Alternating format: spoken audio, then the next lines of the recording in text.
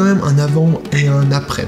Ça a changé des choses sur notre compréhension du travail de manière globale.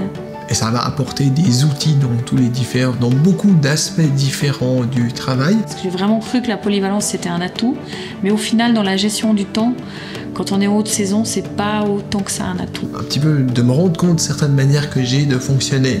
Notamment, je sais que j'avais beaucoup tendance à très facilement interrompre les gens. Puis je me dis, quelle est la priorité de ma demande, par exemple? Quand on gère un projet, on doit aussi en fait gérer des gens, gérer des susceptibilités, des habitudes, des besoins, etc.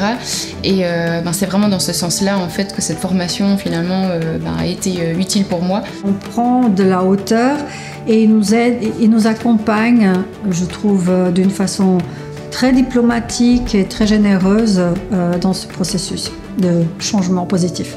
Les outils qu'ils nous donnent, les astuces qu'ils nous donnent, les bullet points qu'on peut aisément avoir en tête. L'avantage, c'est que je peux aller piocher dedans de manière assez facile pour me dire, ok, dans cette situation, mais Dag avait 2-3 idées, comment formuler une réponse ou comment appréhender un problème. De pouvoir mieux communiquer entre les différents départements. Grâce à Dag aussi, j'ai appris qu'il fallait en fait peut-être procéder à des petits tests d'ajustement au fur et à mesure du parcours.